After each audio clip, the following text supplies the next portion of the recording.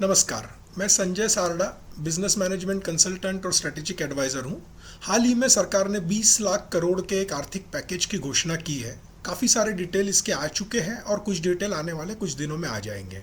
सरकार के तरफ से एक संदेश बहुत ही स्पष्ट और साफ है कि ये पैकेज प्राइमरीली उन लोगों के लिए बनाया गया है जो ईमानदारी से बिजनेस कर रहे थे, जो रजिस्टर्ड है, सारे कानूनों का नियमों का पालन कर रहे थे, अपने एम्प्लॉय का ध्यान रख रहे थे, उनके लिए प्रोविडेंट फंड भर रहे थे, सारे एम्प्लॉयज़ को ठीक तरीके से रजिस्टर किया हुआ था और बाकी सारी चीज़ों का पालन कर रहे थे। हाँ, थोड़ा बहुत फ़ायदा उन छोटे व्यवसायों को भी ज़रूर होगा जिनको जिंदा रहने के लिए थोड़े पैसों की ज़रूरत है, बट वो बहुत कम।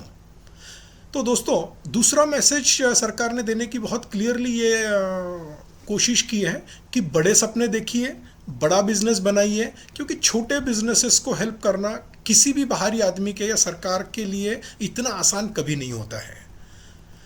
इस पीरियड में सरकार ने एमएसएमई की डेफिनेशन भी बदल दी है, जो लॉन्ग टर्म में तो इंडिया के लिए बहुत ही फायदेमंद साबित होगी।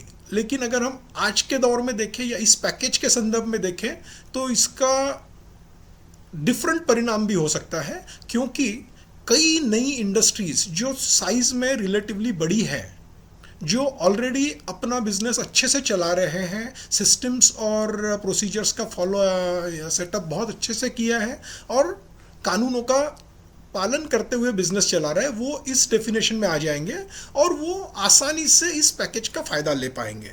तो बहुत ही छोटा हिस्सा शायद छोटे बिजनेसेस के लिए बचेगा, लेकिन ये भी अच्छी बात है कि उन्होंने जो आज तक अच्छा काम किया था उसका उन्हें आज रिवार्ड मिलेगा।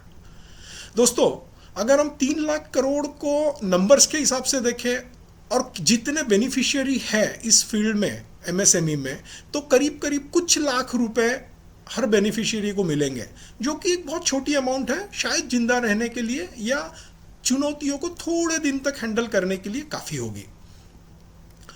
कुछ और चीज़ों की भी सरकार ने घोषणा की है, जैसे कि एम्प्लॉय प्रोविडेंट फंड के रिलेटेड बेनिफिट्स। ये भी यही दर्शाते हैं कि जो लोग अपने एम्प्लॉयज़ का ध्यान रखते थे, सभी का रजिस्ट्रेशन जिन्होंने किया था, उनको एक सिग्निफिकेंट बेनिफिट सैलरी का जो एक करीब 12 और 24% का जो हिस्सा होता है, ये इनको मिलेगा।